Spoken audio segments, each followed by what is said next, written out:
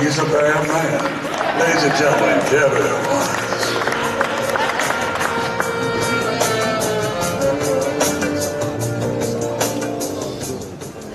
I'd like to accept this. First of all, good evening to everyone. I'd like to accept this on behalf of James Broad, a real close friend of mine, I'm missing. And me and him were such good friends. And he was a nice person that just put everything into what he did. I miss him a lot. And we're glad to come across. Sometimes you meet people in your life and it's like you know them all your life. He was one of those guys. And I have nothing good but to say good things about him. I miss him. And I just accept this award on his behalf. Thank you. Gordon, trust me, last time they told me I had 2 minutes to watch the F-bomb. I won't take any F-bombs. I don't know about the 2 minutes, but it won't be that long. This is a huge, huge, huge honor for me to have been asked to come up to accept the award for someone who was one of my mentors. Eddie was an incredible guy. He was complete opposite of me. He really never said too much, and he wasn't a loud guy or anything like that. And I don't know what he took a liking in me for, but I think he kind of thought I reminded him of his mentor, who was Adolf Rataco, who was another one of my mentors. So it just kept passing on down, and he was just so instrumental in my career and many other guys. He ran the Passion Gym, like they said. I met him there. He was in everybody's corner. There's guys out here, if their lights were on, I could say, raise your hand if you ever worked your corner. I know Tim Witherspoon, he worked his corner. I know Darren Machinsky, he worked his corner. And as an honor, when he had passed on, because he had taught me, I became their cutman. So that was a huge honor that they bestowed to me, because they figured, well, the greatest cutman in the world taught Joey, so he must know what he's doing. And 4 Hall of Fames later, I guess I do know what I'm doing. But he really instilled in me a lot. He was the kind of guy who was always to tell you to be calm, just take this serious. There's no playing around. You know, this is a life and death business. You know, but get in there, do your job, get out of there, and keep your mouth shut. Right? I hear you over there, Ray Mercer. And keep your mouth shut. You all right?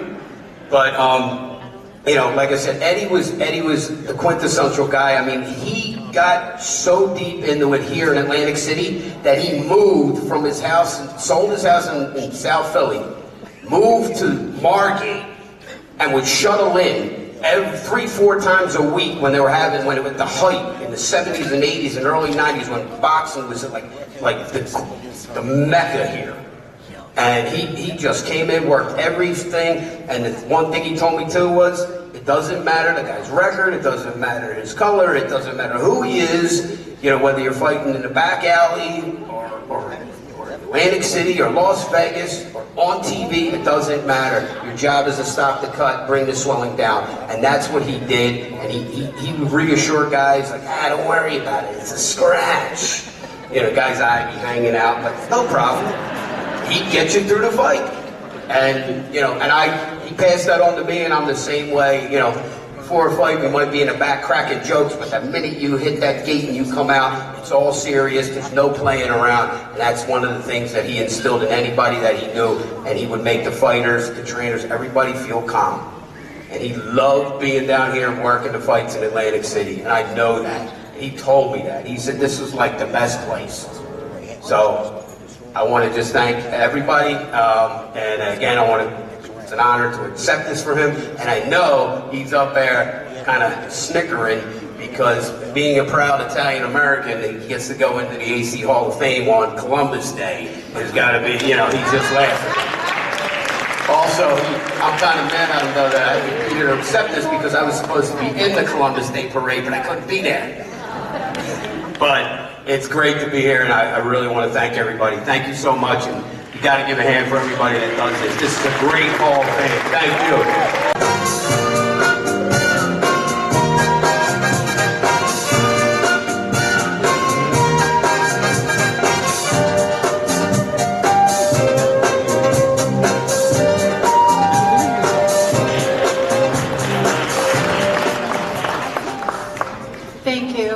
wanted to thank the Atlantic City Boxing Hall of Fame for this honor. This is one of the hardest days of my life because Atlantic City, as you know, is my father's second home. I mean, first as a judge for all those years, coming during the week when he was working, when he wasn't working, and then all the times with HBO. I mean, one of his favorite things to do after a big fight was to walk down the boardwalk and have every fan in Atlantic City, all over the world, call him, text him, stop him on the boardwalk, and all he wanted to do was talk boxing. Every 4-rounder, every 10-rounder, every fight meant the world to him, and especially here. This was his home. And I mean, my mother is crying at home because she knows how much this means to our family. And my sister's here, Iris, my brother-in-law Mark, and my fiance Max DeLuca, who's also a boxing judge. And I just want to thank everybody here because you all mean so much to my father in your own way, and you all know it. And he's in all of our hearts. So thank you very much.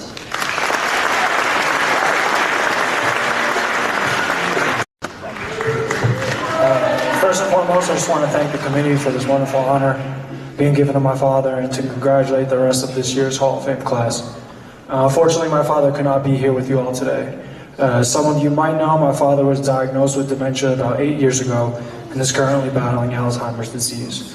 So getting him here would have been a bit difficult, and truthfully, it's not how he would want to be remembered. He would want to be remembered exactly how he is, and that is someone who's respected, admired, and adored by people around the world. I cannot tell you how many times someone has come up to me with a fond memory or story about my father. It's funny, when people meet me, there's an instant disappointment when they realize they aren't meeting him. For me, though, that's special. It just shows you the type of person that he was. He had such a positive effect on so many people's lives in the boxing industry. He was and is a remarkable man, and I'm honored to be his son and to share his name.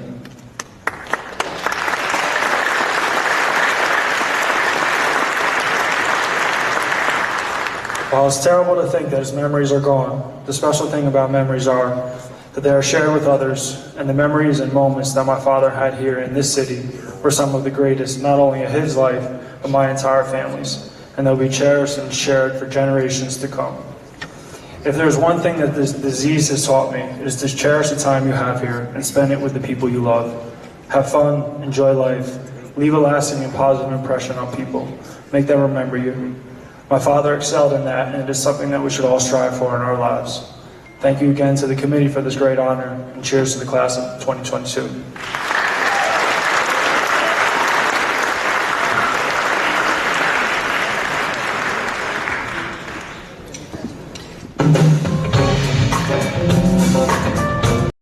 And I accept this award on behalf of ringside physicians all over the world, whose common goal should always be and has always been maintaining and improving health and safety standards in this combat sport. We don't do it for money. The average ringside physician makes less than the ring card girl does at a fight. We do it for the love of the sweet science and for those athletes who participate in it. First and foremost, I just want to thank God for inspiring me in the field of medicine, and also for guiding me to practice my specialty here in the great city of Atlantic City for the past 30 years. Thanks Dave Weinberg, formerly from the Atlantic City Press, for nominating me for this award. I thank all my colleagues, especially my early mentors back in the day, the late Dr. Frank Doggett and Dr. Charles Wilson. And I would not be up here today if I didn't work for what I believe is the best boxing commission in the world. So thank you to Commissioner Hazard for all your support and confidence in me and in the medical staff that we had. To Rhonda, Nick, and everybody at the New Jersey State Athletic Control Board, thank you. I believe we had the finest safety record in this sport. To my loving wife, Annette, who's out there, thank you so much, honey, especially in those early days when I'd come home from a 12-hour shift in the ER only to turn around and go back and work a fight in Atlantic City. I even had to work an assignment the night my son, Michael, was born. And finally, to all the boxers out there, I say, may God bless you, and keep you safe and healthy. Thank you.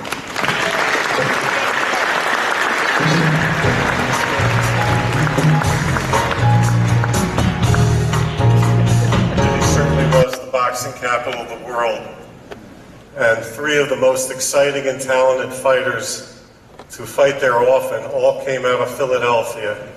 Jeff Chandler, the bantamweight champion, Matthew Saad Muhammad, the light heavyweight champion, and the man we're honoring tonight who was never in a bad fight, Frank the Animal Fletcher.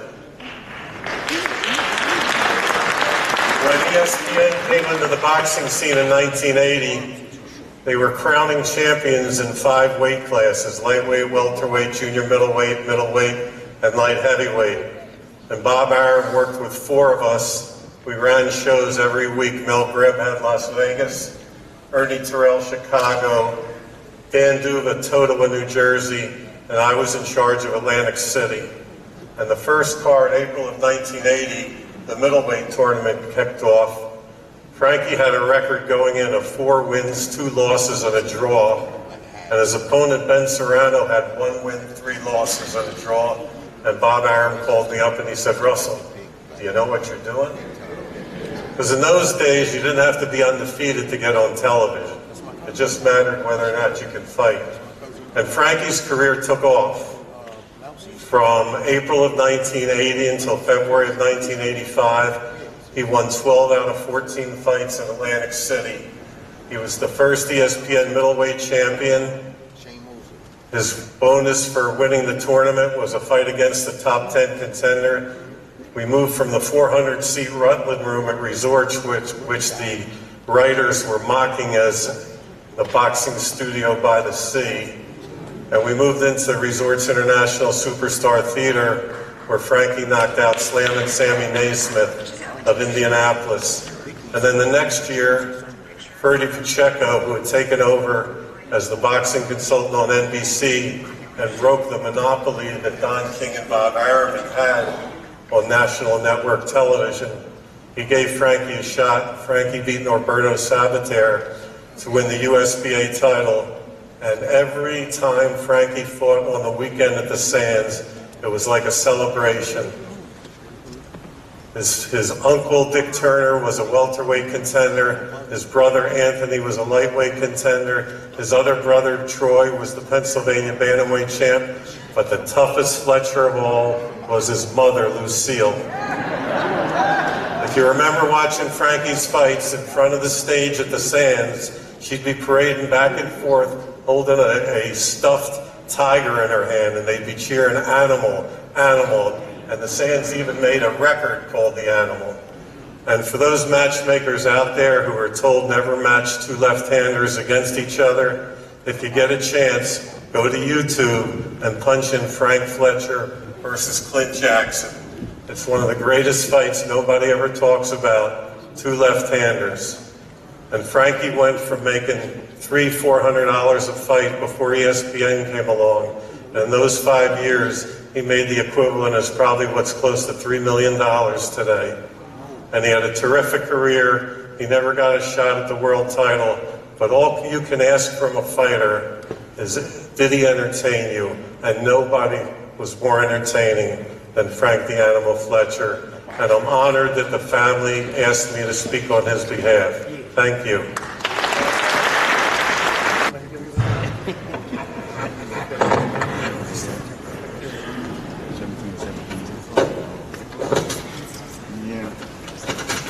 Well, I'd like to begin by thanking the committee for inducting me into the prestigious organization. It is quite an honor. I was a referee during Atlantic City's heyday in boxing. There was a time when I refereed 2 to 3 times a week, and the Tropicana had boxing every Tuesday night. It was a lot of fun.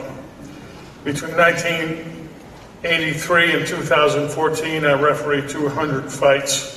30 of which are title fights, which you already heard. But as the gentleman said, I'm still involved in the sport that I love. I'm on the board of directors of the International Boxing Federation. I'm the treasurer and the supervisor of fights. I'd like to thank my wife of 38 years, Kathleen, She's been at my side all those years and off at ringside as well. I'd also like to thank my little sons, Patrick and Ryan. They're 6'5" and 6'6". My beautiful daughter-in-law, Shannon, and my granddaughter, McKenna, and grandson, Freddie. Thank you very much.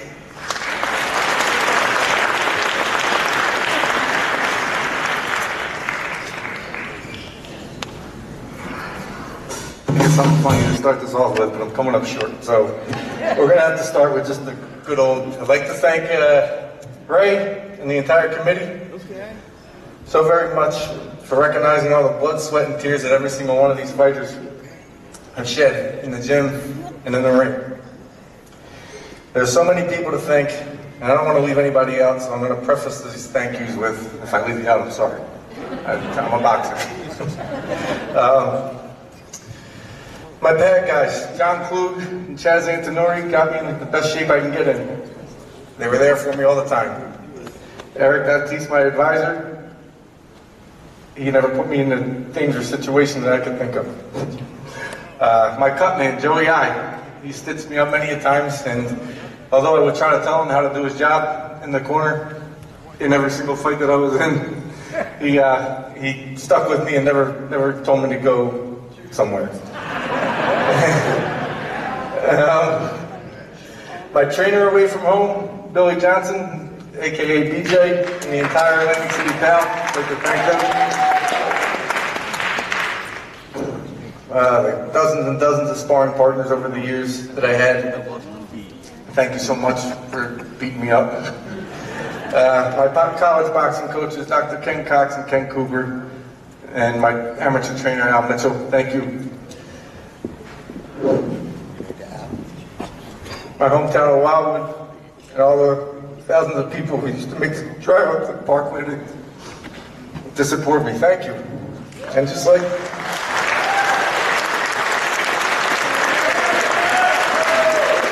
my man Timmy Witherspoon said in his induction speech, if it wasn't for these fans, I'd be standing out there talking to a bunch of chairs. So thank you guys. My beautiful lady, Miss Christine Rothwell, thank you for putting up with me while I was cutting weight and training, because anybody who lives with a boxer with a cutting weight knows how rough it is. And the abundant amount of support that you've given me. My family, thank you for your endless love and support.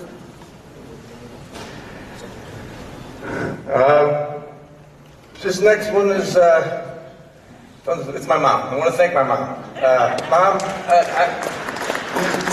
I want to thank you for not killing my dad when we told you that I'm going to be a boxer. Thank you for allowing me to go through with it. And I've been doing this for over 28 years, and she's never seen me fight once. She would fly all over the country to support me, but never watch me get hit one time. It's pretty impressive, actually.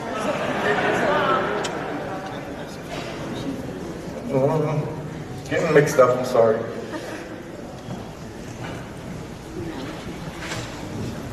And finally, I want to thank my best friend, the guy who started this all for me. We've been together. Boxing has done so many things for me throughout my career. It's made me a decent amount of money. It's given me a lifetime worth of memories. It's kept me healthy and in shape. It's done so many things for me. There are too many to name. But the best thing that it's done, it's allowed me to spend the most amount of time I can with my best friend, my father, Mr. Albino Mussachio. I can't see anybody out there, but Dad, where we are out there. Without you in my corner, there's no way that I'm standing up here today except in this honor, so thank you. Thank you for everything.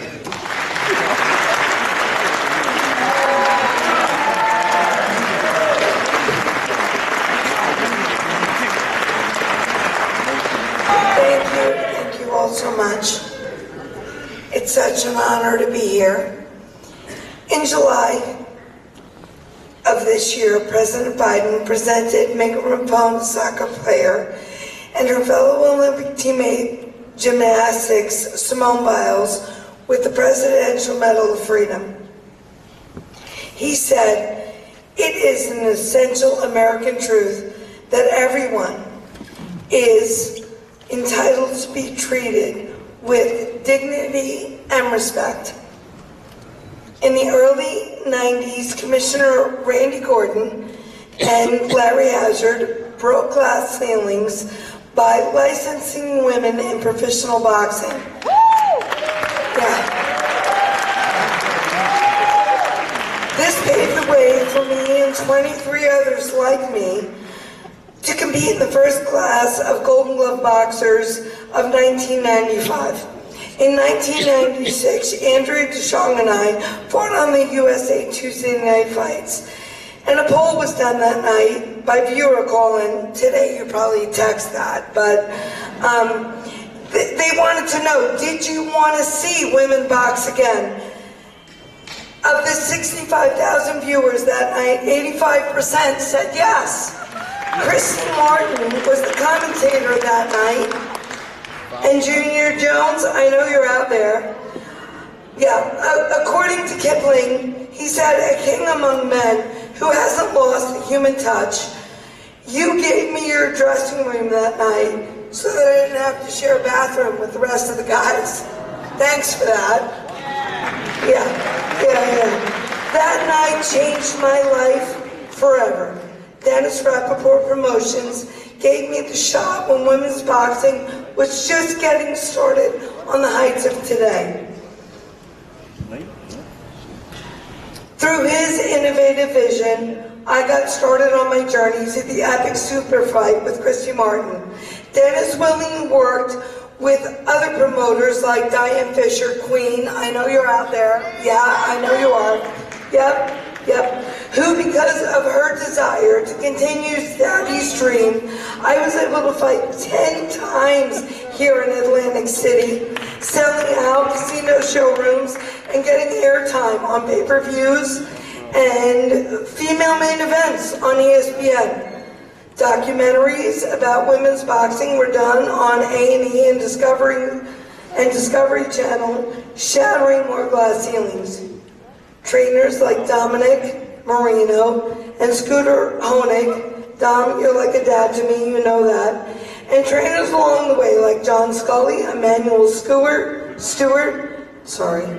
and Al Gavin, both may they rest in peace, who treated us as fighters that needed to do what everyone else was doing, only better, because we weren't just girls in your gym. It wasn't easy to push women to their limits. My husband, Frank G., the prince of my Cinderella story, can tell you that.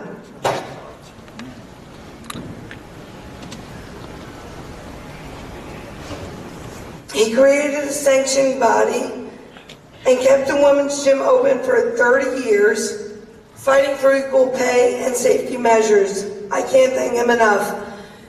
Nothing that has been great to me would have happened without him, including my 2 kids, Savannah and Frank. You guys are the best. I love you so much. Boxing is considered an individual sport. It is not. Without companies like Everlast giving me endorsement and the Women's Sports Foundation, and your help breaking the barriers and obstacles we face on the ground floor of women's boxing in the mid-90s. All of this would not have created the first 6-figure payday between Christy Martin and myself at the historic Madison Square Garden. Under the Don King banner in 2021, we were just excited to be the preliminary event on the main event of the male super fight.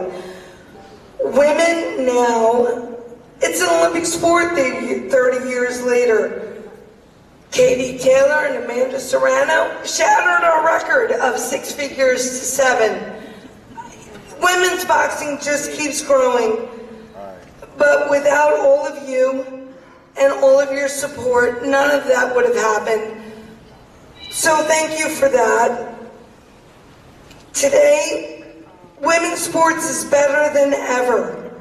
Women like Becky Hammond coach the NBA, women are refs in the NFL, and women like Serena Williams just keep bridging the pay gap between men and women.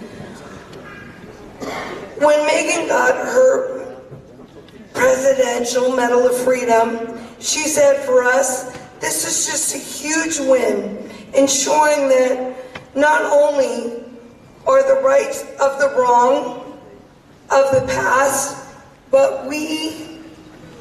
I'm going to read that again. When getting her Medal of Freedom, Megan, for us, this is just a huge win in ensuring that not only rights the wrongs of the past, but sets up the next generation of women fighters for something we never dreamed of. Tonight, I want to thank all of the fans. I want to thank Ray McCline and the Atlantic City Boxing Hall of Fame for their support, for the recognition and the award, for the honor of being in the room with all of these kings and queens. This is certainly something I could have only dreamed of when I started this journey in 1995. Thank you so much.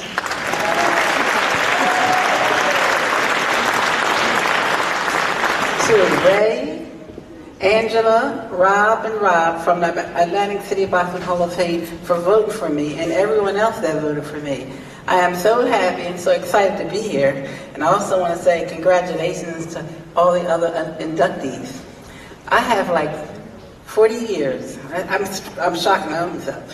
I started this when I was young, so I'm going to get it all in 3 minutes. I'm going to give you a brief history of my life in boxing, because boxing has been very, very good to me, okay? It's allowed me to go around the world to places I would have never gone to if it hadn't been for boxing. It allowed me to meet Joe Frazier, and I have to tell you about this because everybody says, well, how'd you get into boxing? Well, I decided I should go to the boxing matches with my first boyfriend and his brothers. And they said, oh, then you're pretty good at picking the winners. You should try it. Well, I didn't think about it. But later, when I was out of work, I said, let me go try this boxing stuff. So when I went down to the State Athletic Commission, they didn't want me in it. They didn't want no females in it. I said, I'm sorry, but I want to do it. So I'm going to try it. And so I got I got my application. He said, well, where are you going to go? You got to go to a gym. I didn't know no gym but Joe Frazier's. But I didn't know Joe Frazier. So I go up to the gym, and I said, I'd like to meet Joe Frazier. And they said, well, like who are you? I said, well, I want to be a boxing judge. And so I want Joe Frazier to train me. Really, Joe don't train in boxing. He does the fighting.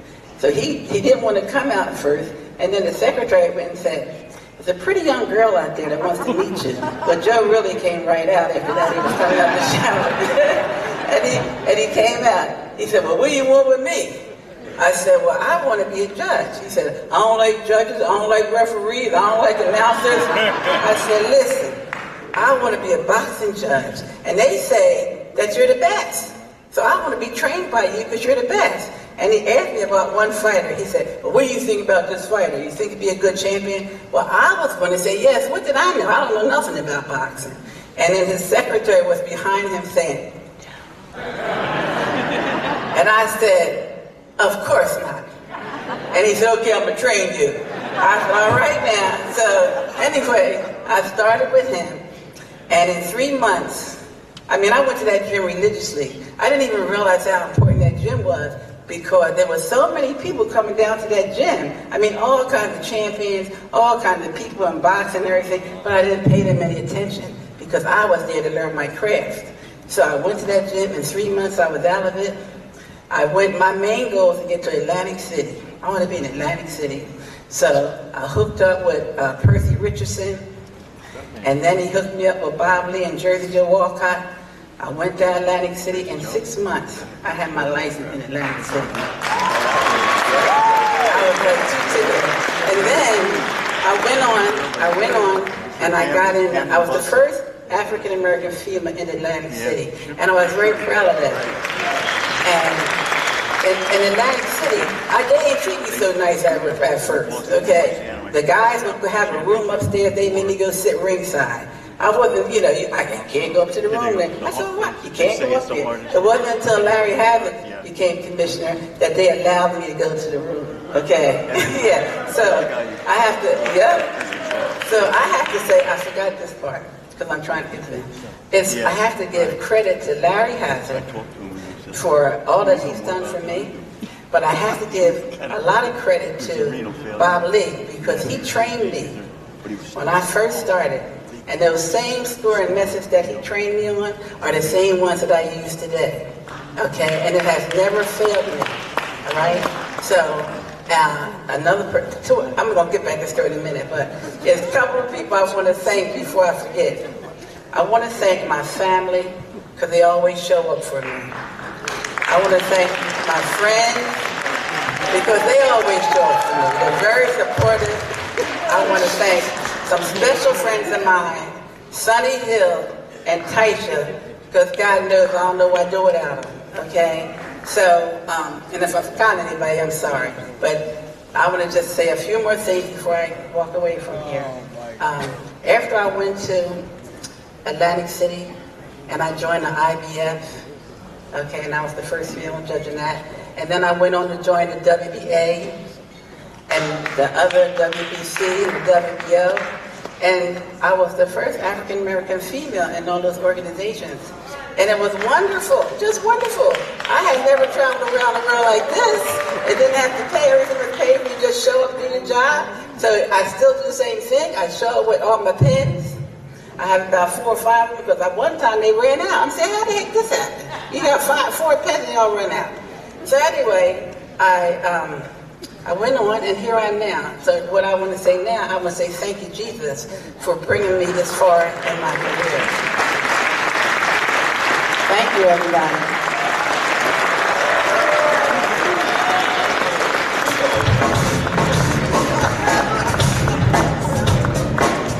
Give another warm round of applause. I just want to say what an honor and privilege it was to manage Arturo Gatti. These are just such great times in Atlantic City when we fought here. I can remember pulling into Bally's and the bell guy comes out and he sees corner jackets and he said, "You a Team Gotti?" I said, "Yeah." He goes, "We love when Gotti comes to town. Everybody makes money." And it was true back then because you couldn't get a hotel room. You couldn't get a dinner reservation. It was tough to get a taxi cab. I mean, it was Gotti's town for those years. And it really helped Atlantic City boxing, which was fantastic. And I hope I can get back again someday. And I just want to acknowledge his daughter who came down here tonight, Sophia, who's in the crowd. Sophia. Anyway, this is such a great honor for me, really. It's the greatest memories of boxing I've ever had here, and I'm so grateful to have this award. Thank you so much.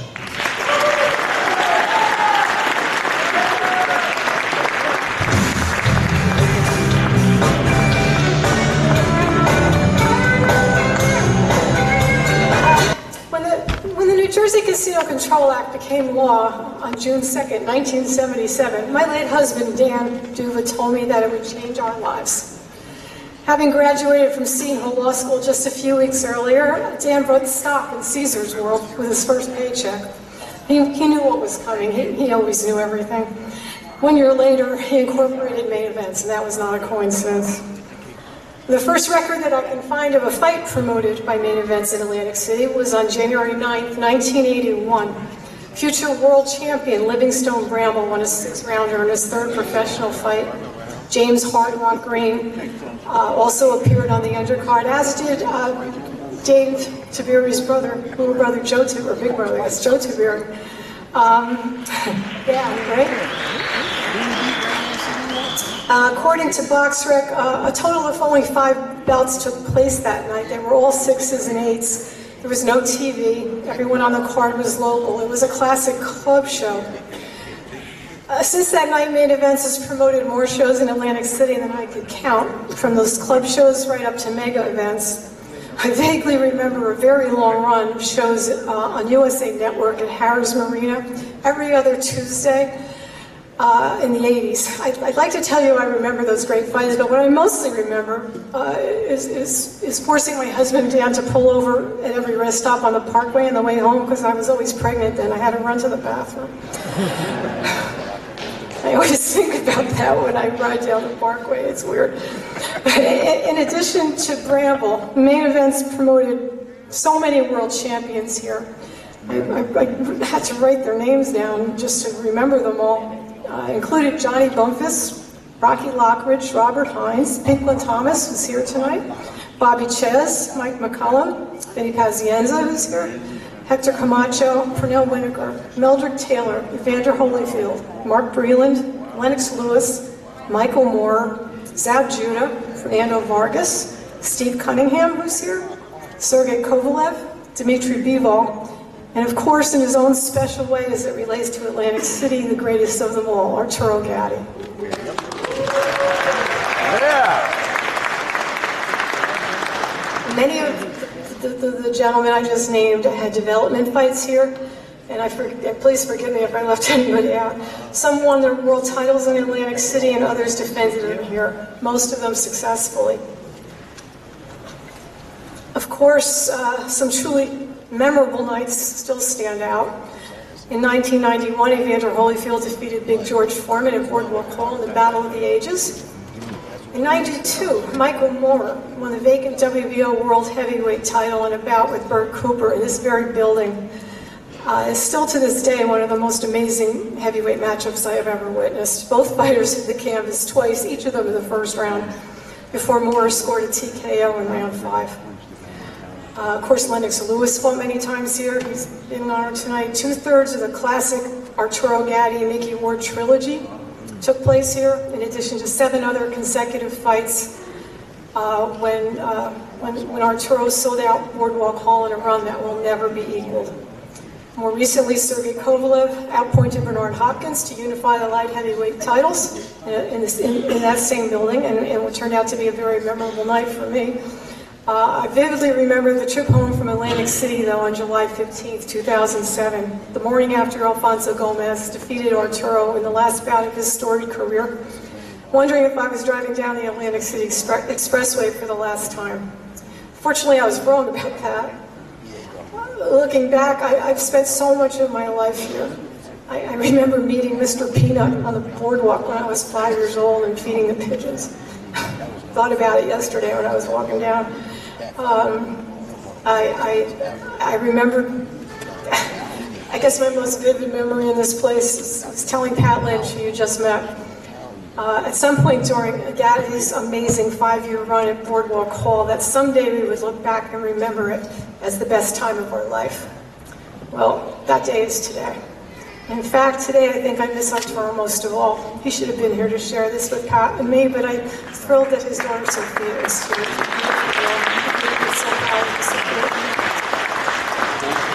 I'm honored, I'm humbled, and amazed that you have chosen to recognize my contributions alongside my late husband Dan, the other person I'm missing a lot today, in the Atlantic City Boxing Hall of Fame. It has been my privilege to play whatever small part I have in the story of professional boxing in this great city. I want to thank Ray McCline, Roderick, Green, Whitney, Ron, and especially Angela Crockett for all their help, and everyone else involved in making this happen. And most of all, I always want to stop and thank main event staffers Joe Rotunda and Alexis Sullivan and Ed Keenan, who came to visit today. And not only are you all amazing at what you do, but being around you always makes this crazy job of mine a lot more fun. Thank you.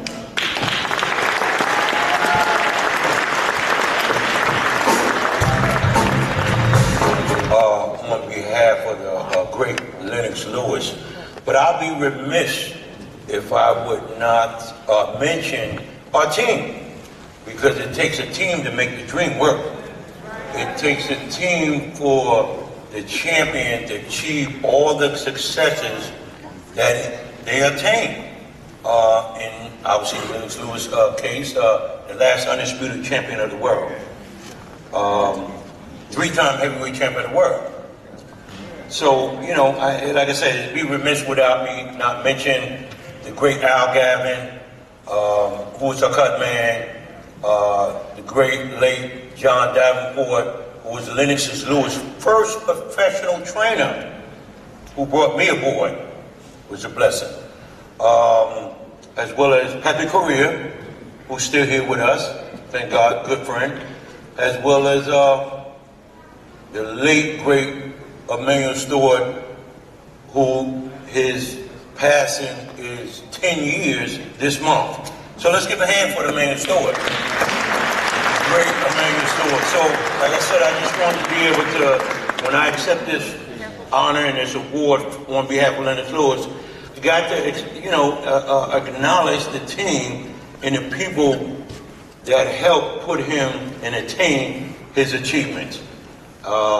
Last but not least, I want to thank the Atlantic City Boxing Hall of Fame, Ray McCline, his whole crew. They've done an excellent job. Every year. I didn't have the ball all weekend, I'll be honest with you. I had a ball. I want to thank Brother Samad. He does an excellent emceeing job every year. Come on, let's give it up for him. The crew here. And so, you know, once again, it's an honor to be here. I'm a fan. I've been in this game 50 years. Yes, y'all. 50 years, but it's an honor to be to mingle with the James Toneys, the Michael Nunns, the Iran Barclays, the Michael Elijahs, the Tracy Harris Pattersons, the Junior Jones, the Al Coles, the Ray Mercers, and we can keep naming them and naming them. I love this. I'm a fan. Like I said, I'm a fan first. So it's a blessing to be amongst. And let me just mention, Eddie Aliano was my cut man also, the clock. So, you know, I'm a historian on this. You know, the Fletcher, Anthony Fletcher, and you know, the Animal Fletcher, he was, you know, inducted. But his brother, Anthony Fletcher, come on now. So I'm going to leave y'all with that. You know, I'm like a kid in a candy store. I love this right here. Keep doing what y'all do. Ray McCline and Atlantic City Boxing Hall of Fame. I will be here every year. This is beautiful. Blessings.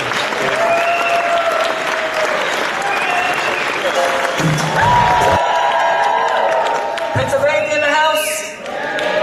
New York's in the house. Jersey in the house. Atlanta's in the house. All right. It's been an incredible 3 days. And I'm speechless. There's just so many exciting things over the last 3 days that's happened. It's really touched my heart. And this is something I think needs to go year-round in the sport of boxing. The impact that this event has had in the last 7 years has been incredible. And I want to thank Ray and his team for the great job. So, Ray. And on a personal level, I'd like to thank the Atlantic City Boxing Hall of Fame for such a great honor, and Atlantic City Casinos for giving me an opportunity to be showcased from the Mecca of boxing. I'm honored to share the stage with such great role models of the sport, and a special thank you to my best friend of 32 years, Angela, my wife.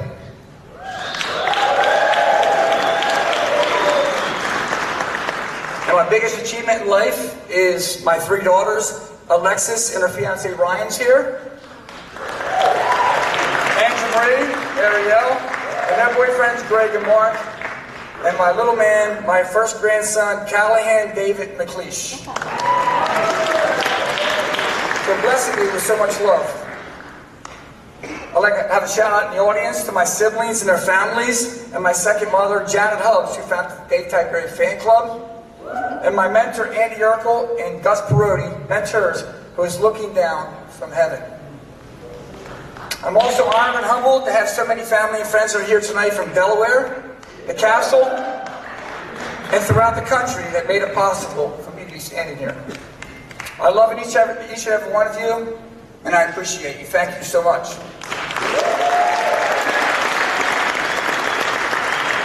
It was interesting when I was writing my speech because I blended it in from my boxing as well as my business and success that I've had in both areas. And as I reflected back on my career in business, I thought about how the key decisions that I made were so important to the success that I've had and continue to have. Some of those key decisions were proper eating habits, work ethic, putting the best people around me, and knowing that with God for me, that no one can be against me. I entered the ring every time with an armor and a sword found in James verse 1, 2, and 4. Count it all joy, my brothers, when you meet trials of various kinds. For you know that the testing of your faith produces perseverance. And let perseverance have its full effect, so that you may be perfect and complete and lacking nothing. I'd like to share the importance of putting great people around you to achieve your goal, because iron sharpens iron. I was blessed to be in a boxing camp with not only talented and disciplined people, but great boxers from Champs Gym in Philadelphia and the Rec Center in Pleasantville, New Jersey. We held each other accountable. On a personal note, I couldn't wait for camp to be over because of the intensity of the sparring. I looked forward to the fights. And I'd like to have a special shout out and thank you to my promoters Top Rank and Russell Peltz, manager Mark Condriff and trainers Marty Feldman, looking down from heaven, Mario Tiberi, and my man, the blood clot, looking down from heaven, Eddie Aliano. Special shout out to my sparring partners, and these guys are really special in my life. But a special shout out to my man B-Hop, Bernard Hopkins, Prince Charles Williams, Robert Bam Bam Hines, and another guy looking down from heaven, Stevie Little, Ed Mack, and David Feldman. Each one of you are more than friends. You're my brothers. I accept this induction on behalf of you and my family, and friends that have been with me through the good times and struggles. I'd like to close by sharing my basic formula for success in life. In my locker room before every fight, I have my Bible open with as many pages. But I focus in on one Bible verse that tells the story about the success not only in boxing, but in my life. I was reminded that when I was entering the ring, I was entering into war. But I found that the foundation was built on Philippians 4:13. What it says is, I can do all things through Christ who strengthens me. I'd like to thank each one of you in Atlantic City Boxing Hall of Fame for this great honor. God bless you. I'm here. This is my third event this year. I am so blessed. So blessed. I want to thank my man. He was trying to set up real bad because I lost my pops. And he was here with me every day, every fight, every training camp. And it just happened so fast. Now I'm without him. Everybody said, I'm not without him. He's still here with me. I like him. I want to be right next to him physically. It will happen. But he's with me in spirit. My stepmom, my mom Sherry, my beautiful wife, they are my rock, my major rock. You know, hey, it's real talk. I love everybody here, in here. I love boxing. Boxing is the best sport in the world besides football. You know what I'm saying? I love football. And no, not the Lions either. No, the Rams. You see what I'm going? Hey, this is the best Hall of Fame I've been to this year. The most complete Hall of Fame I've been to. No problems at all. And the people here in the words are fantastic. I love you too. Ray Mercer.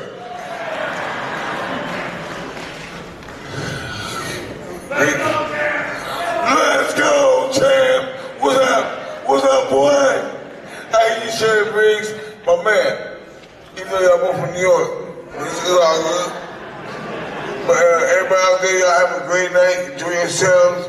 Man, this has been tremendous. I think Ray McCline, the best Hall of Fame guy in the world, period. Hey, I don't care if anybody else here. Atlantic City Hall of Fame is the best. Thank you. Be black, baby. Hold on, James. Hold on. Wait a minute. Before you go, there's something else. It was just told to me. Walk with me, brother. Yeah, that's right. It was just told to me that it has been 31 years since you've seen this man. Would you come forward and look who it is? That's right. It's been 31 years since that incredible night. You better watch out. Come on. Oh, ain't nothing but love in here. Hey, Tiberi and James, lights out, Toney.